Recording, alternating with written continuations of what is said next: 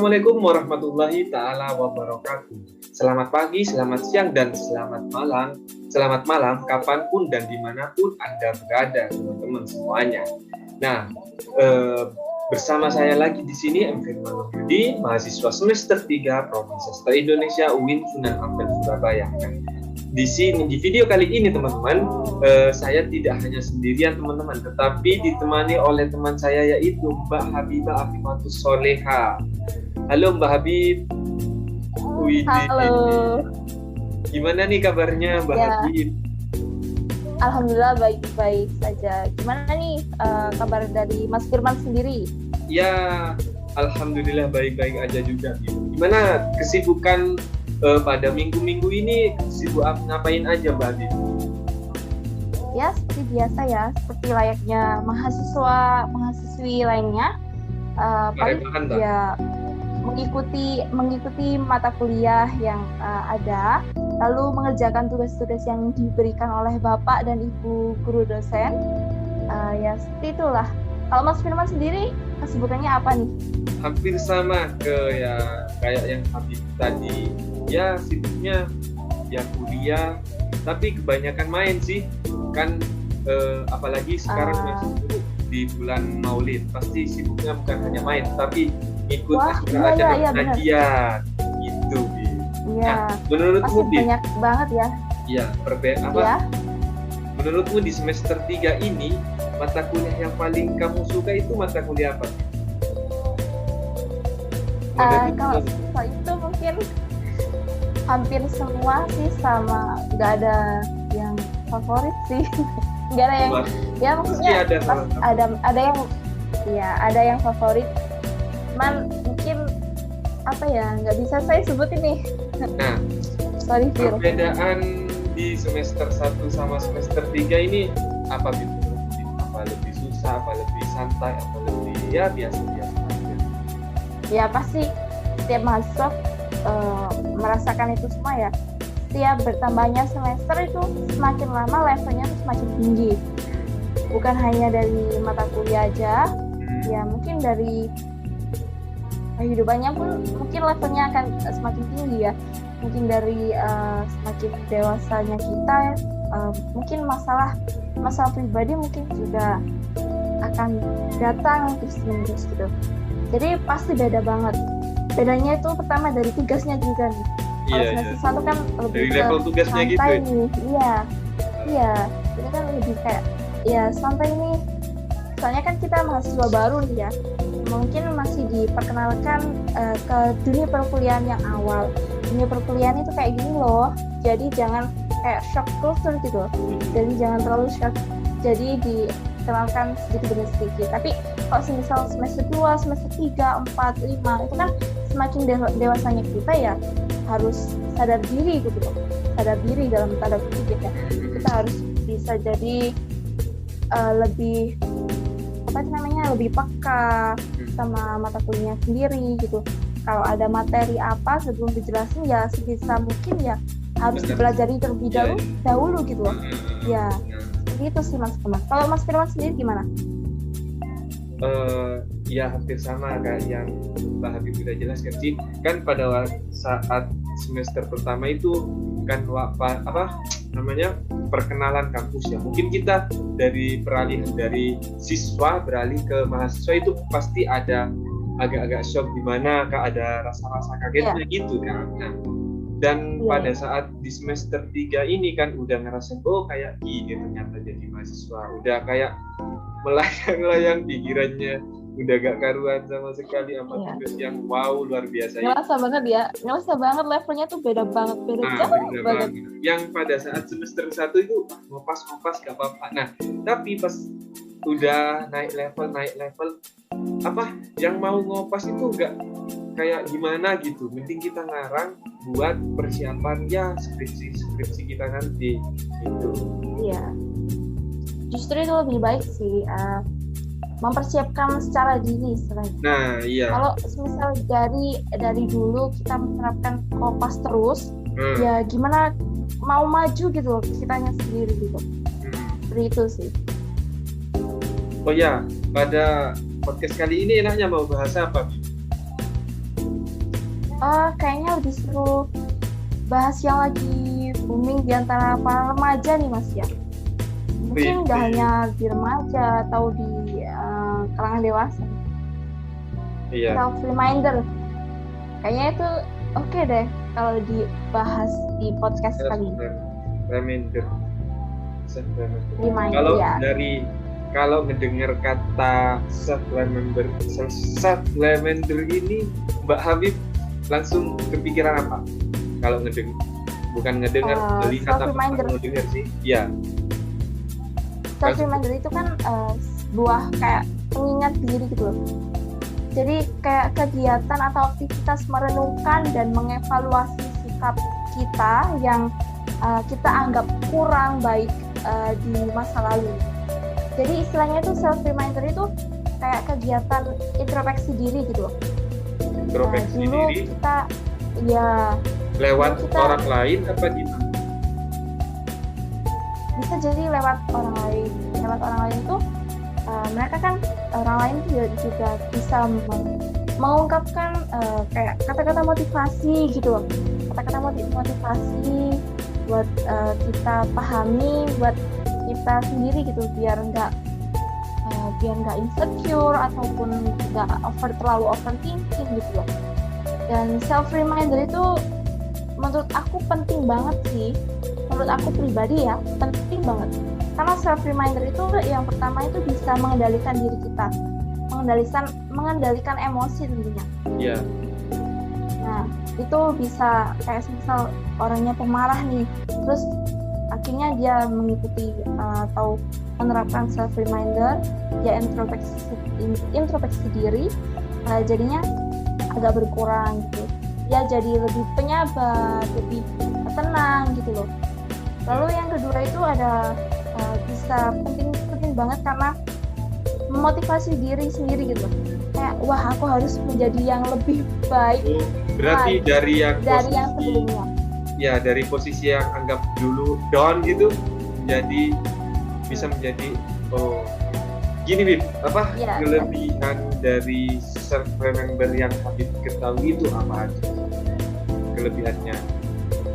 Kelebihan lainnya itu mungkin kita akhirnya bisa menerima diri sendiri gitu. Dari introspeksi yang kita lakukan, dari hal-hal yang lalu, kita bisa menerima diri sendiri kalau misal aku ya ini aku gitu loh. Aku ya apa adanya kayak gini. Dan karena menerima diri sendiri inilah maka mungkin meminimalisir rasa insecure nih. Rasa insecure yang biasa terjadi di kalangan para wanita maupun pria. Acap kali nih sering banget terdengar kayak obrolan, aku insecure banget sama mbak itu cantik, aku apalah daya gitu loh. Oh iya, insecure gitu. Kata insecure itu sering kali digunakan gitu, sering kali diucapkan gitu. Yang aku tanya, yang asing lagi. Iya. Yang pengen aku tanyakan, gimana caranya kita bisa nggak insecurean itu caranya gimana gitu? Kan pasti bukan hanya kita aja sih, banyak kan pasti orang-orang yang merasa insecure. Nah, gimana kita biar rasa insecure ini hilang? Caranya gimana? Apa harus self reminder tadi atau gimana nih? Ya itu kembali ke kita sendiri ya Mas ya.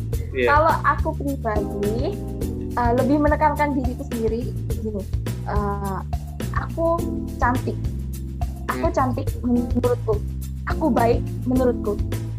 Aku sama seperti dengan orang lain. Mereka juga sama sepertiku. Gak ada perbedaan. Walaupun perbedaan itu kan pasti kan setiap orang itu pasti berbeda ya. Perbedaan dan punya kelebihan masing-masing. Iya. Itu juga perlu ditekankan sih. Aku punya kekurangan, tapi aku juga punya kelebihan. Mereka pun sama, setara gitu.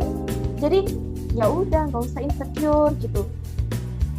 Kalau Mas Firman sendiri gimana? Hanya wanita nih yang insecure, pasti cowok itu juga insecure loh sama temennya sendiri. Iya pastilah. Mungkin insecure-nya wanita sama laki-laki itu lebih insecurean laki-laki mungkin, tapi nggak tahu kenyataannya ya.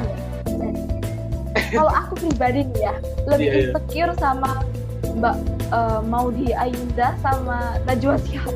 Masya Allah. Iya. Mereka itu wanita yang sungguh luar biasa loh. Iya. Patut sekali untuk menjadi panutan. Mereka tidak hanya pintar, tidak hanya cantik, tidak hanya solehah gitu kan, tidak hanya memiliki kepribadian yang baik dan sisi yang lemah lembut gitu kan. Mereka itu luar biasa, talentanya banyak sekali. Selain dari bidang akademik ya, non akademik pun mereka menguasai gitu, kayak Mbak Maudy Ayunda itu kan, selain dia pintar dalam akademik, dia itu kan juga pintar dengan non akademiknya. Ya saya potong. Kalau siapa tadi Maudy Ayunda. Nah, Maudy Ayunda itu orang yang siapa aku kan nggak kenal, taunya kan yang ke Najwa Shihab. Boleh kenalkan aku? Maudy.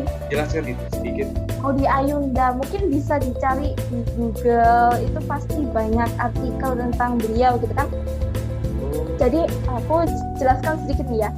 Maudy Ayunda itu bisa dikatakan sebagai artis juga bisa, motivator juga bisa. Dia ini kan seorang mahasiswa di universitas luar negeri itu yang bergengsi, yang bagus sekali. Maudy Ayunda itu iya, cantik banget, ya ampun, Masya Allah banget. Maudy Ayunda itu kan juga mungkin bisa dikatakan sangat bertalenta. Dia bisa menyanyi, bisa acting, bisa menjadi host, MC or something like that, dan itu sungguh luar biasa gitu.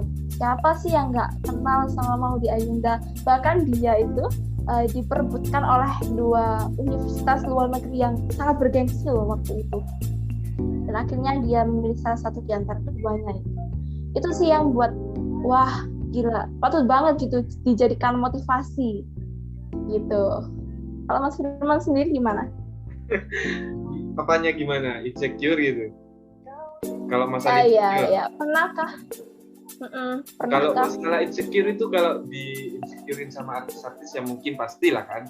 Kalau di keadaan sekarang itu pas pelajaran itu, pas pelajaran, pas banyak yang anak-anak nanya, banyak yang anak-anak aktif, pasti itu aku ngerasa, aku kok gak kayak dia ya, aku kok gak bisa kayak dia, pasti aku ngerasa kayak gitu. Padahal kalau saya persamain sama dia, entah umur entah apa, kita kan sama-sama, tapi kenapa saya kok gak bisa kayak dia gitu ya, mungkin itu sih bisa. Terus itu bisa dijadikan sebagai motivasi loh Mas, bisa dijadikan sebagai motivasi. Saya harus bisa lebih dari dia.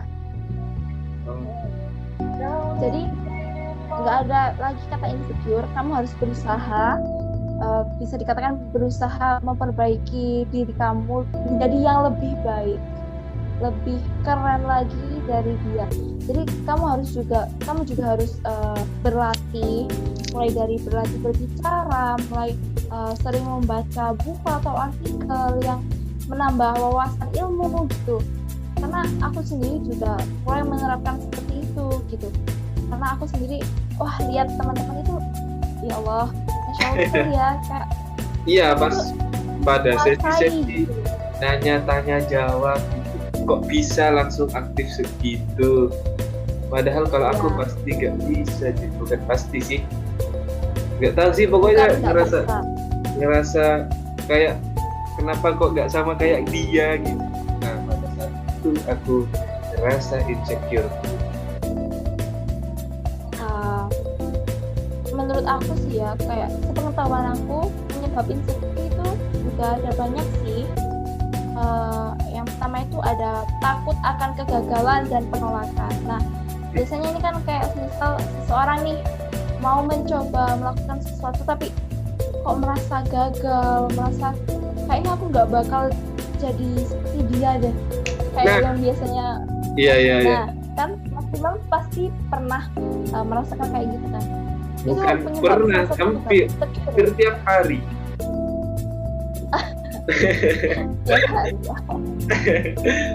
Hampir tiap hari kayak gitu. Ya, diusahakan jangan terlalu takut atau untuk mencoba hal yang baru, jangan takut gagal gitu, atau jangan takut ditolak kalau kita melakukan sesuatu yang hal baik gitu loh.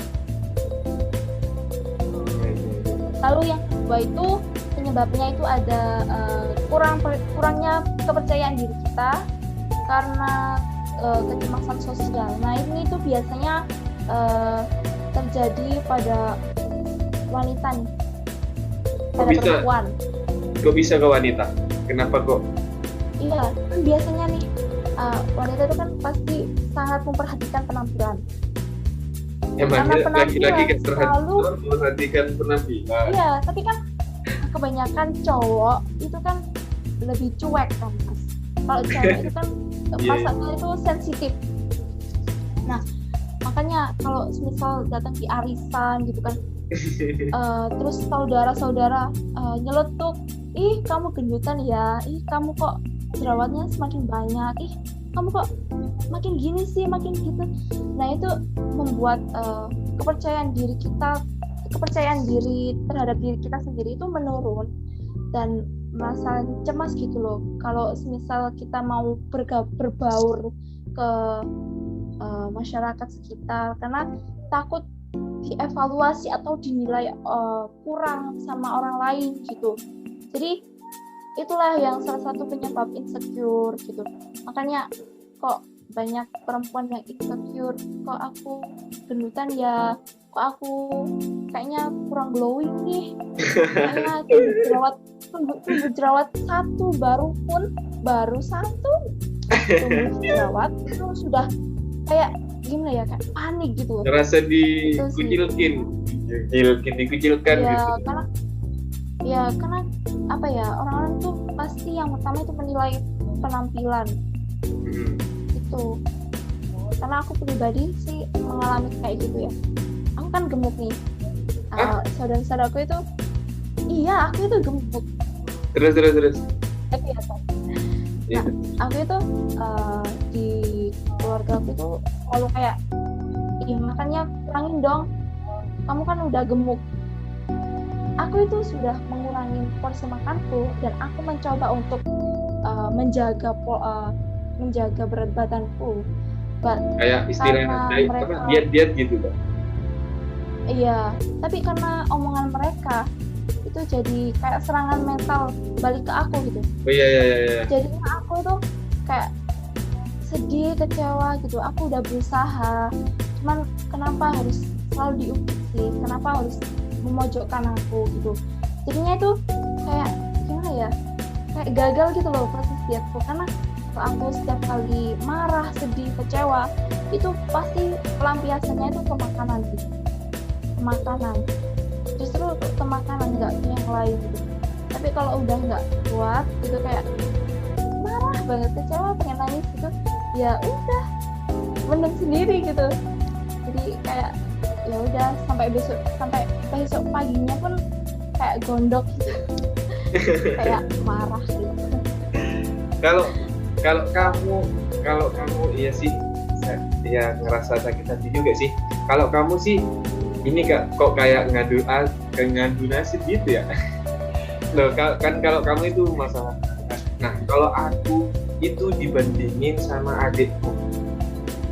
Nah, adikku itu kan ya kalau dibilang dari segi kepintaran itu ya aku kalah lah. Dia lulus SNPTN, jalur SNPTN dia lulus. Aku SNPTN nggak lulus, SBMPTN nggak lulus, mandiri pernah nggak lulus, tapi alhamdulillah ya sekarang bisa gitu. Kalau dibandingin sama wih, kan pasti tahu sendiri kan, kalau orang tua coba lihat tuh adikmu lulus ini, lulus apa, wih, bukan hanya Dordit kayak ngerasa pengen minggat. Iya kan? Ya itu kan termasuk takdir tersendiri ya.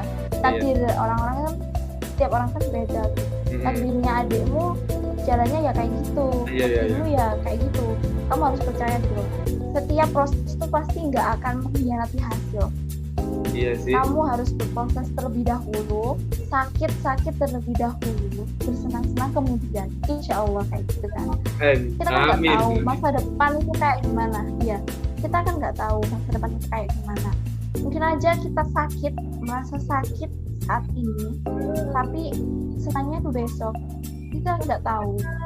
Senangnya itu pada umur berapa, kita nggak tahu. Yang penting kita itu harus tetap berusaha gitu. Harus tetap berusaha dan meyakini kalau Allah itu selalu sama kita gitu. Jadi kalau merasa sedih itu alangkah baiknya itu kalau nggak bisa mengungkapkan ke orang lain itu ya curhatlah ke Tuhan kita. Iya. Oh ya Bib, ini waktunya udah cukup lama ya. Mungkin dicukupkan sampai di sini dulu Bib, karena pasti ada kegiatan selanjutnya kan, kita kan pasti ada kegiatan selanjutnya maksudku. Nah mungkin kita bisa lanjut kapan-kapan hari, entah itu sharing-sharing apaan, sharing ya tentang pelajaran, tentang ya kehidupan juga lagi gitu Bib. Dan kata-kata terakhir dalam video ini apa yang ingin Habib ucapkan? Kalau ada sih, entah itu nggak ucap atau mungkin mungkin aku lebih ke menekankan kepada teman-teman yang menonton ini. Ya, lakukan yang terbaik. Bentar. Baik teman-teman yang menonton, segera dengar omongan Habib ini. Ayo Bib, gimana Bib? Ya, mungkin kalian harus melakukan yang terbaik yang mampu kalian lakukan dan terus berdoa, dan sisanya gimana biar Tuhan yang akan mengurus sisanya gitu. Kalian harus tetap semangat melewati proses apapun, sesulitnya proses itu kalian harus melewatinya dengan baik dan jangan pernah menyerah gitu. Itu aja sih Mas, tetap semangat, ingat gitu. Tuhan ya tetap semangat, tetap ingat Allah ya, pokoknya harus semangat, jangan pernah menyerah gitu loh. Baik Bib. Oke, baik teman-teman, mungkin dicukupkan sampai di sini saja podcast kali ini, dan semoga Anda yang mendengarkan podcast kami tadi mendapatkan motivasi yang luar biasa, dan saya ucapkan kepada Mbak Habib atas waktu dan motivasinya yang luar biasa tadi, yang bisa membuat aku lebih melangkah lebih jauh lagi Pak. Baik teman-teman, kami tutup saya juga gimana? Saya juga berterima kasih atas kesempatannya nih. Oh ya, ini kan ditujukan dengan untuk tugas mata kuliah ya. Semoga hasilnya baik untuk nilai UTS kami. Dan ibu dosen pengampunya juga suka atas video podcast yang agak kacau lah gitu. Dan oke teman-teman, mohon maaf apabila ada salah kata atau salah tingkah kami, dan saya ucapkan terima kasih karena kalian sudah menonton video kali ini dari awal sampai akhir, enggak di jeda-jeda. Saya ucapkan terima kasih yang luar biasa kepada kalian semua, dan jangan lupa like jika suka video kali ini dan subscribe channel saya. Saya Firman Wahyudi pamit undur diri, dan bersama Mbak Habibah juga pamit undur diri. Sampai ketemu di video selanjutnya. Wassalamualaikum warahmatullahi ta'ala wabarakatuh. Waalaikumsalam warahmatullahi wabarakatuh. Bye bye.